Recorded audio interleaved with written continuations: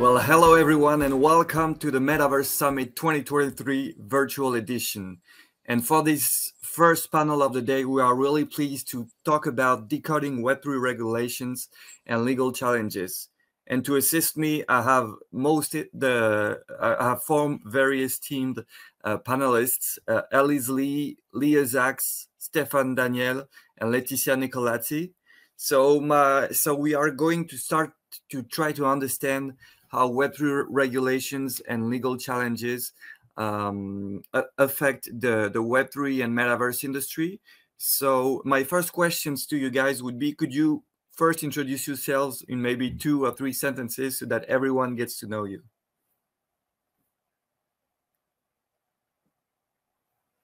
Lior, you have to unmute your mic. You have to unmute, yeah.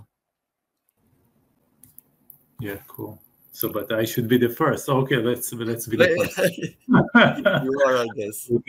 Okay. So I'm Lior, a lawyer based in Israel, but kind of a global lawyer, working the crypto space from the beginning, actually from 2010. Started with our research that I wrote, became one of the first studies in the world, and since then involved in many enterprises. Currently, I'm the legal counsel of Stake Capital, which is Web Stake Capital Group, which is a group of mainly VC and other enterprises that we are leading.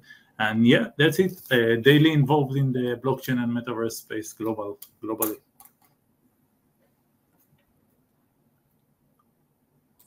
So should I go next? Hi everyone, I'm Laetitia. I'm an intellectual property lawyer based in Paris. I work on both transactional and litigation matters in relation to all type of IP rights, meaning patent, trademarks, copyrights, and so on. Very happy to be here today. Very happy to have you, Laetitia. I can go next. Hi everyone, my name is Elyse and I'm from ZEPETO, which is Asia's largest metaverse platform with over 400 million global users. And I lead ZEPETO's policy and engagement team. And our team is responsible for developing content policy, product policy, user safety policy, and also engaging with various stakeholders. Glad to meet you all.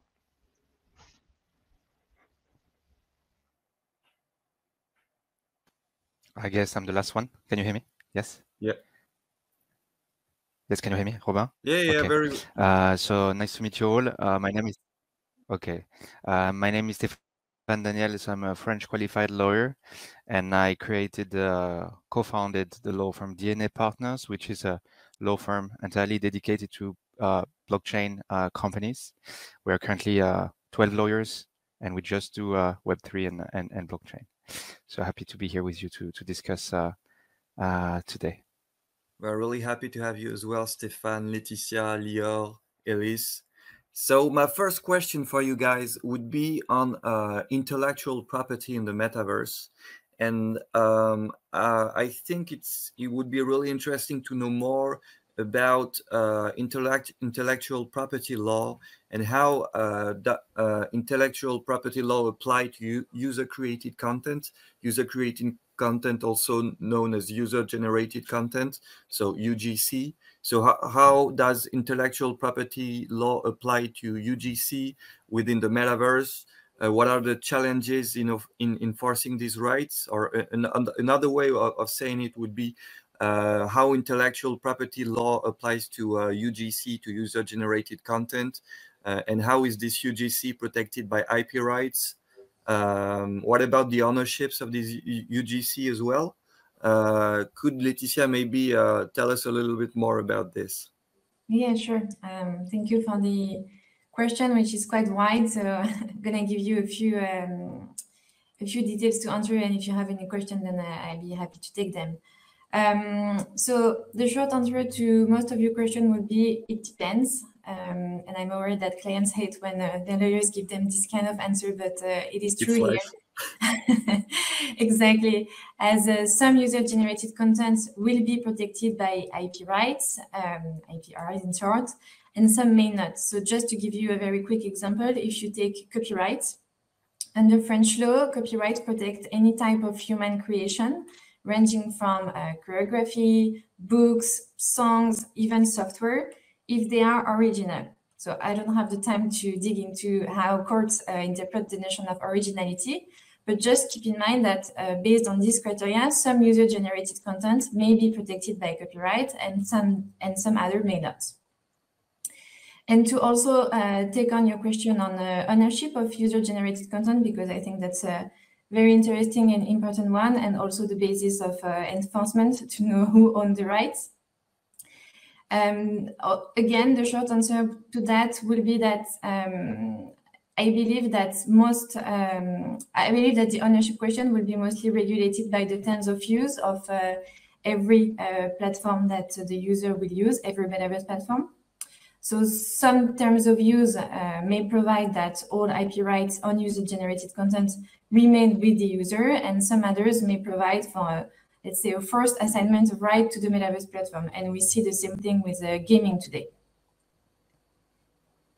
Excellent. Maybe you can come back. We have a few seconds on what's an original UGC, user-generated content. What's the original criteria? How do you define it? Maybe just in 1 or 2 sentences. Yeah, sure. So under French law, a creation would be original if it's endowed by the personality of the author. So that's quite a complex definition. Well, maybe I can just give you what it's not. It's not of comparison of what's new and what's not. So for example, you can have a court recognize that a work is original, even though someone else in another country on the other part of the world created the exact same thing. Okay, so there's a question of jurisdictions, of how the UGC is perceived. So it's quite complicated, and it's a case-by-case yes, indeed. Study. It will be a case-by-case analysis, and each jurisdiction might have a different point of view of whether the user-generated content will be protected or not by IP rights and which kind of IP rights. So it's still a bit of a complicated thing to handle for most metaverses, Web3 games. I think so, but they also have an easy way to handle it through crafting and designing good general terms of use. Because in those, well, of course, depending on the applicable law, but at least you can try to fix the situation from the start by, for example, providing an assignment of right to the platform, a license if you want to be able to use this user-generated content. Interesting. So I have maybe another question for you, Laetitia, about emerging standards or best practices for handling possible IP issues in the Metaverse and in Web3 games. What about virtual copyrights, trademarks? How should we handle these? Yeah, sure. That's a good question. Well, to the best of my knowledge, as of today, you don't have any virtual copyrights or trademarks, which means that, for example, if you want to have a trademark, you still need to go to a physical IP office. I use the term physical, but actually you do it online. But I mean, everything's virtual. Make the distinction. Yes, exactly.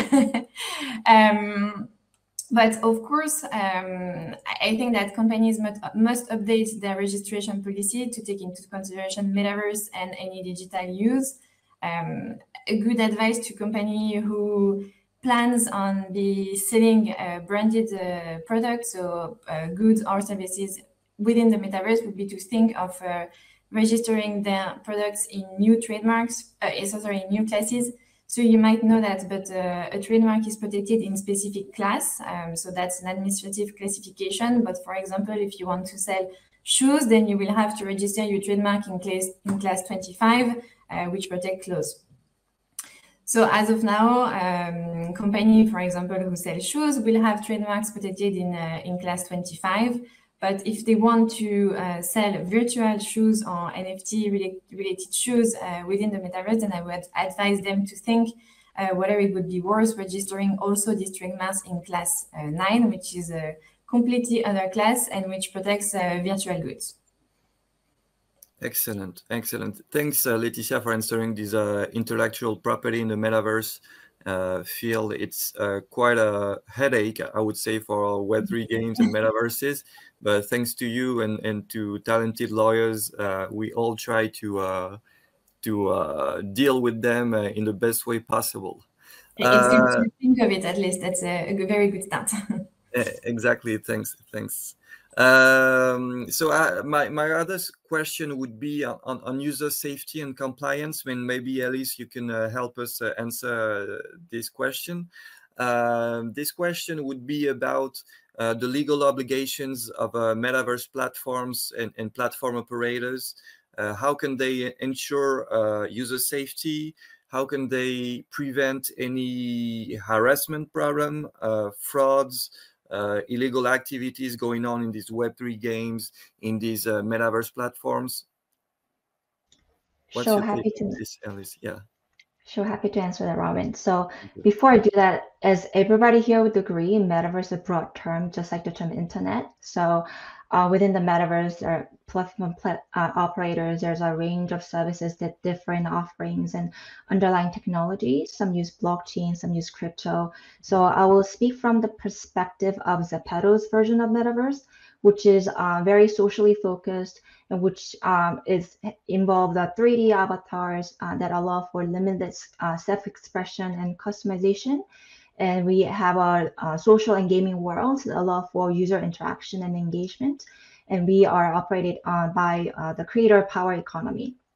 So having said that, when it comes to user safety, we have been subject to traditional laws, internet safety laws that govern other internet platform players.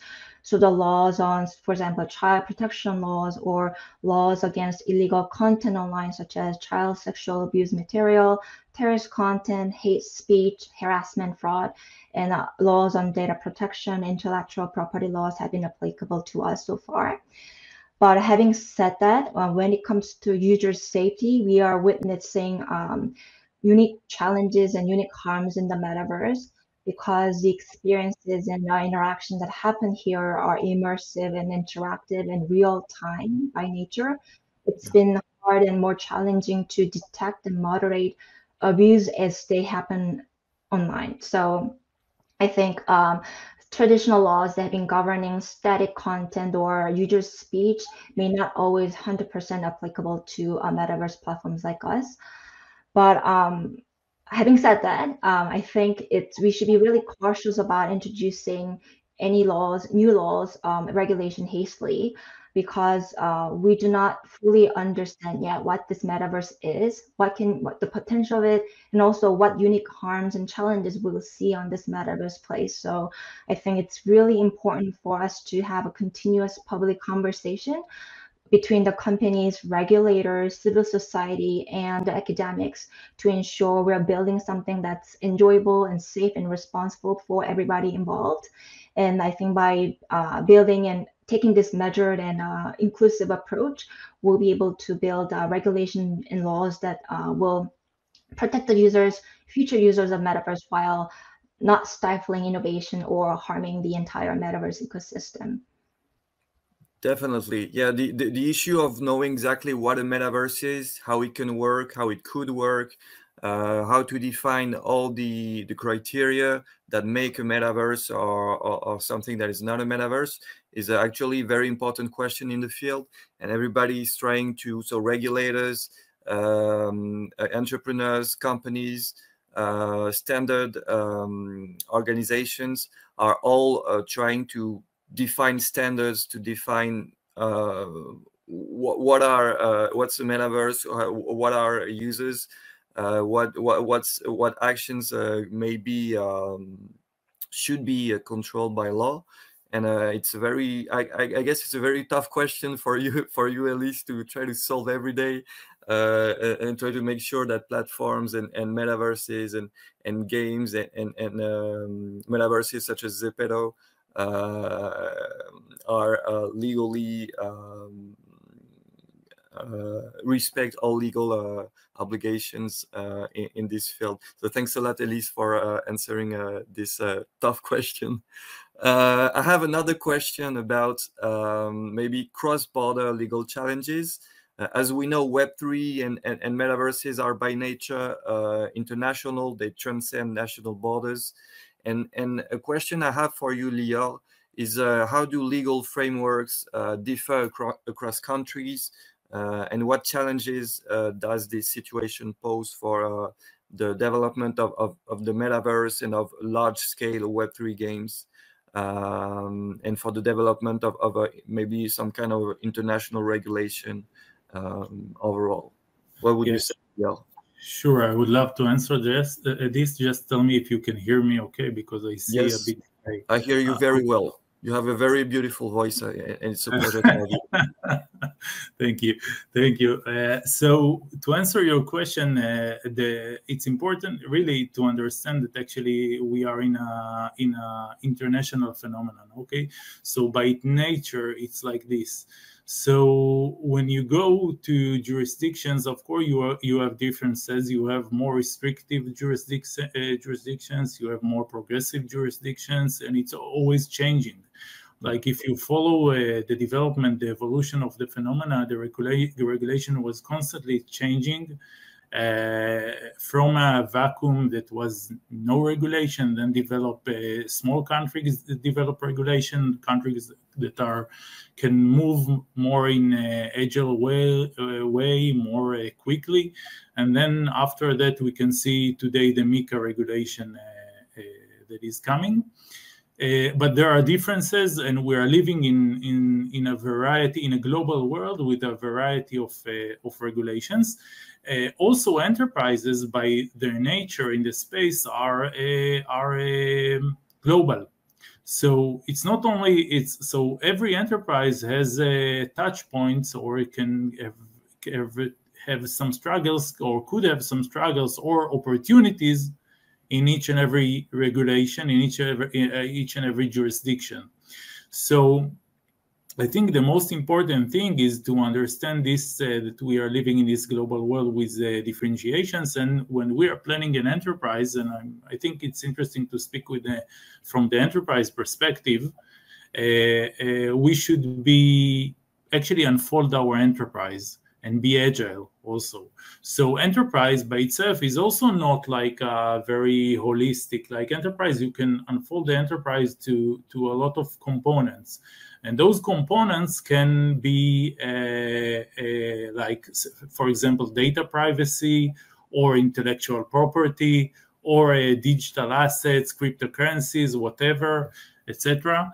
And those has implications. Those implications can have opportunities or risks at different regulations. So yes. It's a game of it's a global game, both sides, and it's a game of complexity in both sides, and I think challenges, but also a lot of opportunities, and the agility of enterprises are very important because they can move, or they can plan, the risk planning accordingly. So this is I think what I have to say about the differentiations. Of course, the challenges are if you want to speak about the challenges are if we will think about the platform. So the platform could be less uniform. Like there could be differences. So one platform can be presented in a variety. If we speak about the metaverse, for example, there could be restrictions regarding content. So in one jurisdiction, there will be this content, and in other there will be different, or we can obviously maybe not operate in the US, etc. And so it can cause us also operational hurdles. And then companies should mitigate, or should do some specific arrangements if they want to be active in specific jurisdictions. Okay, yeah. Do you have examples and of course such also the regular? Yeah, I would say. The first thing, of course, is the difference between US to the rest of the world. Second thing would be if I want to even if I create something that could be considered as security, so the different, the determination of security can differ between countries. Then maybe if I want to operate in some country, or if my market is specific, maybe I should do a specific processes in order to enable this activity in this specific country. And it's, of course, it's a matter of cost, and it's a matter of the market that I'm approaching. One also important thing is the enforcement. Of course, the enforcement is a challenge of the regulator, and you can see countries that there are challenges to enforce the regulation, and of course there are differences in the level of the enforcement between countries. So there are countries that are more. So US is very strict with enforcement. The SEC is enforcing its authority and power. But if you look on other countries in Europe, for example, or if you look, of course, on offshore jurisdictions, it's more a problem, and also it's a problem by its nature to enforce some regulations on specific enterprises. If we think about DAOs, for example, it's hard to do something. I think this is how I can wrap the answer. Okay, thank you very much, Lior. So we see that these challenges are quite complicated to handle internationally. Different jurisdictions, different definitions of what maybe an asset can be. What's a security in some country, what's not a security in other countries. They pose continual challenges for Web3 social games, for metaverses, and any maybe blockchain-based business and other companies that are even not on blockchain. Thanks very much, Lior, for these answers. So my last set of questions would be, I think maybe for Stéphane and maybe Lior or Laetitia or Elyse, if you want to add a few things, you're welcome. You're very welcome. These questions would be on regulatory compliance and future legislation, and I would love to know how can businesses, metaverses, Web3 social games operate in a proactive fashion to stay compliant with existing laws, and how can they anticipate potential future regulatory changes? Is this something that maybe Stéphane, you could help us answer? Yeah, sure.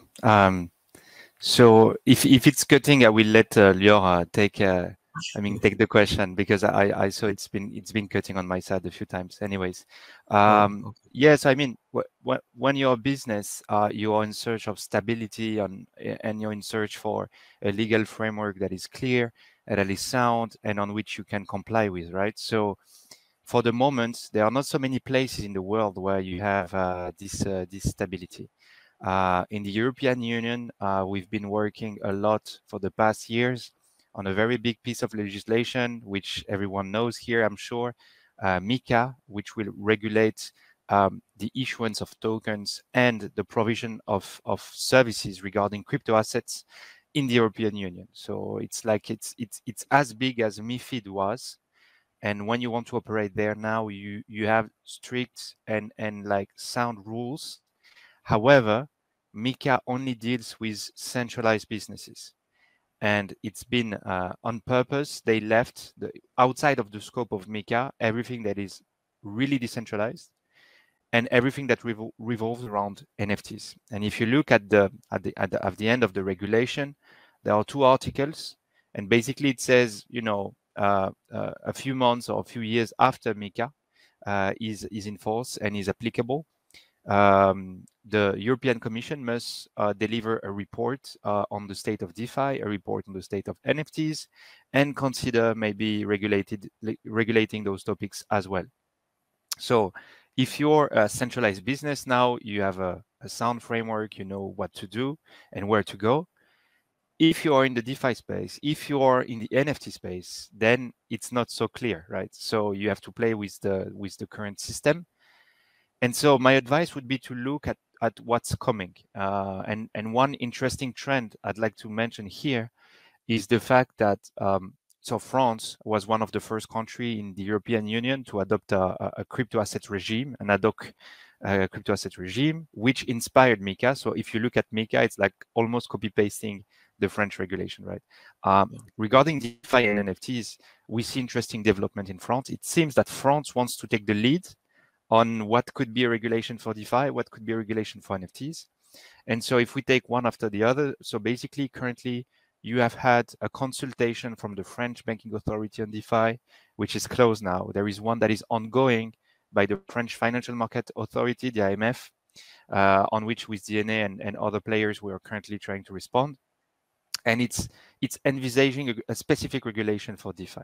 So it's going to be very interesting to see what will come out of it, what rules will be specified, will developers be liable for smart contract development, will interface be regulated, will we need to have certified security measures, will we need TNCs, will we need KYC? I mean, many very interesting questions.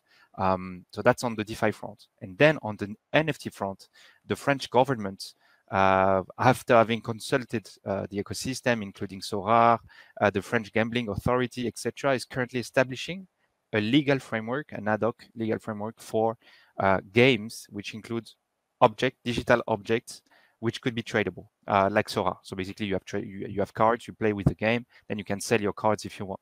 And there will be in the coming months a specific regime for this type of games with specific rules, including for now, from what we've seen in the drafts, the obligation to notify the French Gambling Authority, which can oppose the game. It will be mandatory not to accept people under the age of 18. You will have mandatory disclosures and stuff like that. But it's good. Why? Because if you don't have this, you may fall within the gambling regulation, which is, of course, much stricter. So it's good to have a specific legal regime for this type of games. So this is what's happening currently in France, and hopefully we'll come up with sound rules that could then be established at the level of the EU for the whole continent. Excellent. That's a pretty good prospect for the future. Another question I have for you, Stéphane, is about the key It's about the future, actually, about the key legislative activities and initiatives and discussions going on at the moment related on metaverses, on Web3 social games, and so what kind of a key legislative initiatives or discussions are going on around in the legal community, and what's really maybe the next hot topics around these?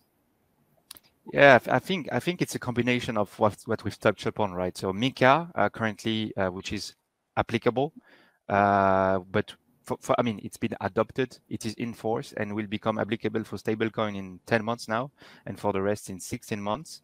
So it's a combination of Mika, which will come into force, and what I just talked about regarding DeFi prospective regulation and NFT prospective regulation. So a metaverse project, if it has a DAO, if it has like digital object inside, and if it is centralized, we'll have to deal with those three regulations. So I mean, it's a mix of everything we've discussed right now. So it's still yes, Lior? Maybe I want to add something. Thank you, Stéphane. And it's very interesting to see how France is again professionally unfolding the phenomenon and breaking into two different pillars, and then building something unique, I think, in the legal space, global legal space.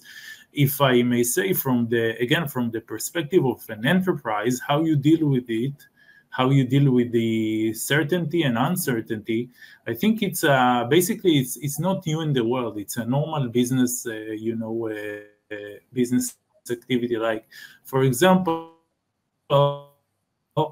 first, it's an opportunity to engage with the regulators, okay, to shape the regulation from your side, to help you to tell the regulator or how to develop, how you think it should be developed, and what should be the future. And then, I think it's a bit enterprise need to do actually scenario planning. Like when an enterprise is planning its legal activity or business activity or whatever all together, it's a basic scenario planning to try to think what will be within 5 years, because that's enterprise, we wish them to live longer, 5 years, 10 years, 30 years. Where are we going to? And to plan the strategy. It's maybe a bit different from the more normal attitude of enterprises in the space that want to achieve everything now and quick, but you still need to develop the strategy going forward to maybe more 5 years, 10 years, etc. Yeah, that's one point, I think, important point. And just to build on what Lior and Stéphane just said, I think that France is a very specific jurisdiction. As was mentioned, we have lots of regulation already, and one jurisdiction that companies that want to go global should take into consideration. I usually have clients coming to me and saying that they want us to check, like, for example, the employment agreements or the IP policy, and they tell us, like, we know that if this is compliant with French law, then we will be good in the rest of the world. So it's really a jurisdiction to be taken into consideration from the start. And just to add a final point on current discussion in France, I know that there are also debates on standardization. The AFNOR, which is a standardization association that's quite famous in France, is currently thinking about standards within the Metaverse, also in relation to operability, which is a very complicated questions in relation to IP rights, antitrust, and so on. So that's also the interesting development. Yes, very exciting developments. We have a few minutes for maybe like a mini use case, or I would say maybe a recent problems you've seen in a Web3 social game, in a Web3 app, or in the Metaverse. Are there any examples of interesting and maybe challenging situations you've seen and that may help builders, entrepreneurs, and everybody understand how these legal implications and legal questions pose, what kind of situation may arise for these companies, businesses, maybe DAOs. Is there any specific case you could tell us about? It's an open question. Yeah, I can answer this, not like more in a general way, but Yes. There's always what I see, and it's not new. It's always the problems are the same. I think all since the beginning. But what I normally see, there is a gap of understanding between the entrepreneurs and the actually legal standards. Okay, so there is quite a difference. It's hard for a person who is building something in the space to understand what are the legal, to understand the legal standards in the field. So, like, for example, the notion of decentralization. What is decentralized? It's an open determination, but it's a very complex one to go down to the bottom of the enterprise, and if it's a DAO, for example, and to understand if it's decentralized and how much it's decentralized. And normally the tendency of entrepreneurs is to think that when they are dealing with blockchain, it's already decentralized. But there are much more aspects, for example, that are affecting the decentralization or the control over the enterprise, which legislators can come and say, can come and claim, have claims regarding them. And of course, there should be an maybe sometimes a theoretical or philosophical discussion, but to unfold again the enterprise and to go down to the bottom to understand how much each decentralized, what is the risk, how much risk I can take, how much risk is possible to take, etc., etc. It's always like that's the game in the industry. Definitely. So always being, it's important of always being, of always anticipating the future, always anticipating different scenarios. It's I think a big part of your job and a big part of entrepreneurs to try to understand all the legal implications of all the actions they do and how they set up their business, but also how they operate on a day-to-day basis. Mm-hmm. Fascinating. Maybe Elyse, maybe we have a few more minutes. So if there are a few things you would like to add, you could add on trust, on safety, on protecting the young users. Are there a few more things you would add on your perspective on these matters? Sure. So I think our platform is very uniquely different from the most of the conversation that's been going on. But as a platform they had a that's different beloved perspective, and I think it's really interesting to understand more about it. That's great. I'm happy to contribute to a different perspective. But as a platform that's loved by younger users, we are focusing a lot on not only like actioning on user reports and detecting abuse and harm with our technologies or human review. We also really focus on user empowerment and education. So teaching users how and what to do when they see red flags, what are the red flags, and how to seek help and how to ask for help. These kind of things we're trying to embed safety education in our platform by using I think for the first time in the industry where we introduced a safety official avatar in a platform where our users get to follow and then get safety information tips, and we do a lot of initiatives to incentivize safety. For example, we had this community guidelines based quiz where if users participated and got more than 90% of right, they would get this free gaming items. That's really cute. So a lot of users were happy to participate and answer questions. Obviously, those weren't like ELSA type of level of difficulty question, very easy, simple, digestible questions that are targeted to younger users. So we are doing different ways to make sure we not only act on the abuse, but also empower our users, educate our users to ensure they stay safer on the platform. I understand. Yes, so protecting users is also a day-to-day task for entrepreneurs, for companies in the metaverse field, and it's a continual challenge. So maybe we have another question. Maybe I'm going to take a question from LinkedIn. We have questions from the audience. They should be. Okay, I have a question about someone's image or likeness in a decentralized metaverse. Who's responsible for if someone actually steals or uses your image or your likeness in a metaverse and use it to actually harass someone or to bother other people? Who's responsible in this kind of situations, and how does who's responsible, and how does responsibility play in these situations? Well, maybe I can jump in and start giving an answer, which will again it depends. Yeah.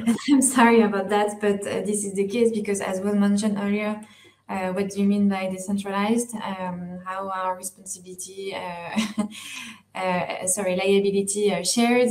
That's a question. Then who uploaded what, where? What is the applicable law?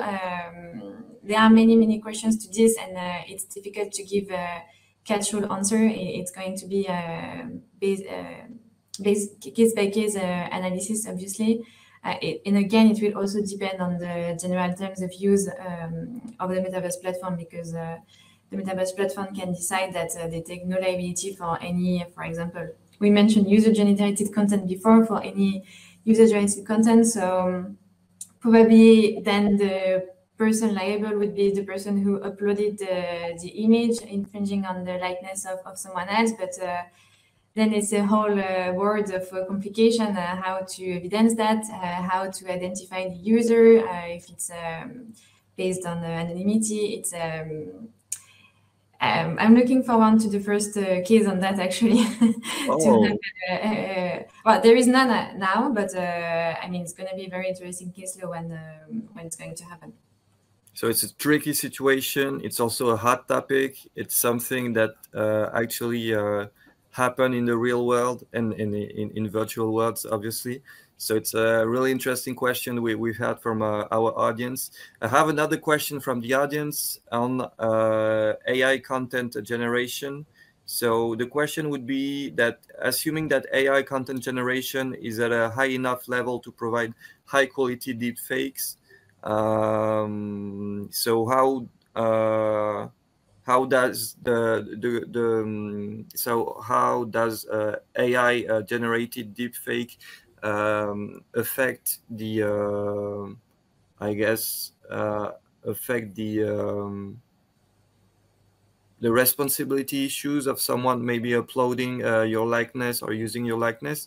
I'm not sure AI deepfakes would play a role in that, or maybe you have a something in mind about it. I can speak to that because we do have a social media feature where users can freely upload their avatar pictures, not only avatar pictures, but real life images.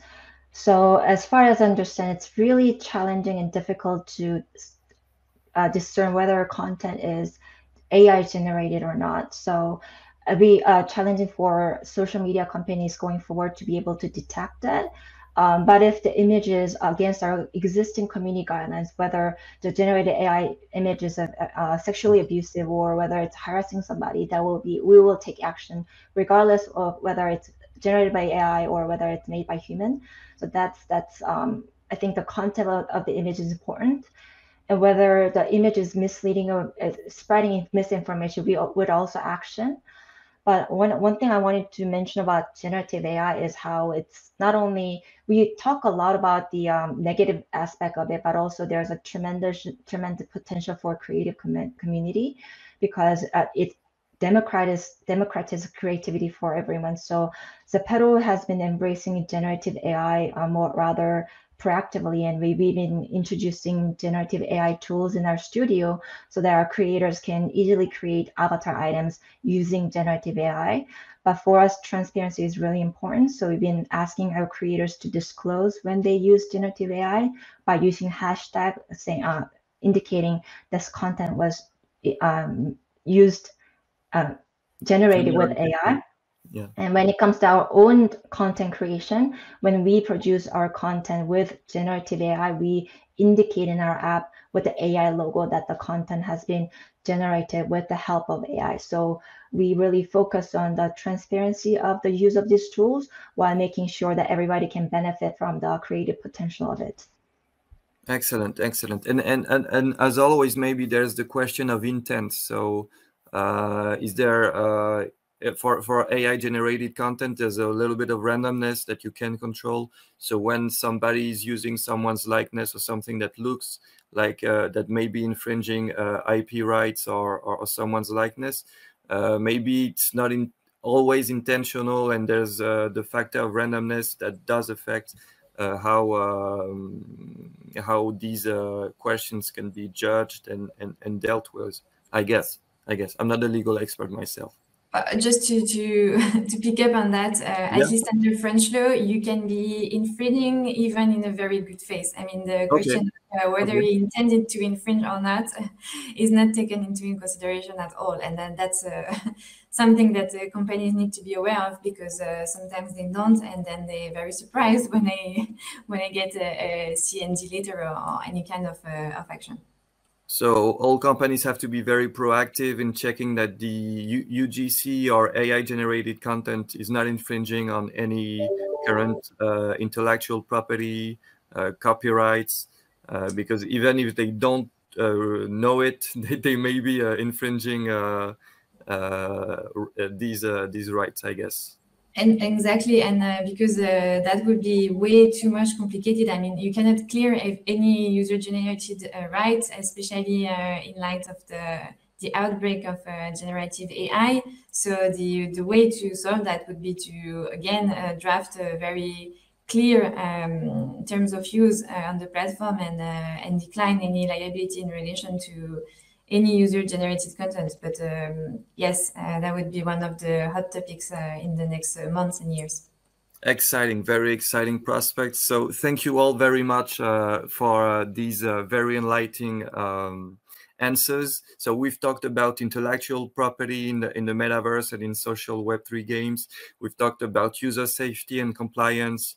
We've talked about cross-border legal challenges and regulatory compliance in future legislation. So as always, entrepreneurs, builders have to take these into consideration in a future for all the future implications that these may have, but also take it into their daily functioning of their businesses, that it's always important to have the legal aspect and the regulation aspect of things taken care of. Thank you very much, Elyse, Lior, Stéphane, Laetitia. It really was a great panel, and we've learned a lot. And thank you very much for all of you, Metaverse Summit 2023 virtual edition, builders, entrepreneurs, avant-garde futurists. We are really pleased to have you today. And following on this morning and this afternoon, we have a set of other very exciting panels. See you in a few minutes.